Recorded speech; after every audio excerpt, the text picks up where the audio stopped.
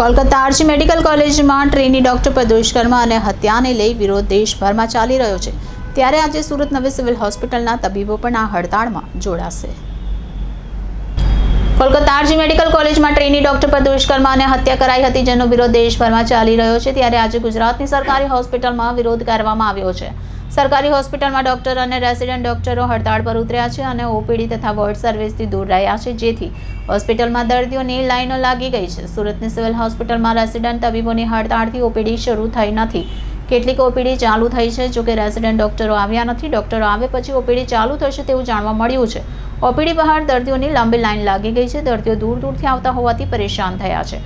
Civil હોસ્પિટલમાં 700 થી 800 જેટલા ફરજ બજાવતા ઇન્ટર્ન, રેસિડેન્ટ સહિતના તબીબો ઇમરજન્સી સેવા સિવાયની સેવાઓથી દૂર રહ્યા છે। જ્યાં સુધી કડક કાર્યવાહી અને ન્યાય નહીં મળે ત્યાં સુધી અચોક્કસ મુદત સુધી હડતાળ પર રહેશે। જો કે આજે સેવા દર્દીઓને મળશે કે કેમ તેવા સવાલોના જવાબથી સિવિલ હોસ્પિટલના સુપ્રિન્ટેન્ડન્ટ દૂર રહ્યા હતા। મારું નામ ડોક્ટર પારસ શાહ છે।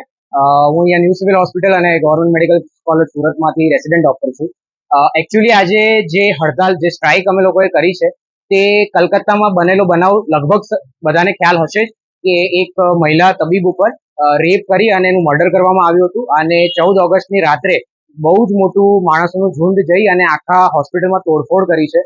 તો જે સુરક્ષામાં જે છીંડા પડ્યા છે એના વિરોધમાં આ અમારું એક પ્રદર્શન હતું, અને માત્ર ડોક્ટર પૂરતું નહીં પણ આ દેશની દરેક સ્ત્રી સેફ મહેસૂસ કરે, સુરક્ષાનો અનુભવ કરે, એના માટે કરીને આજે અમે લોકોએ આ હડતાલ કરી હતી।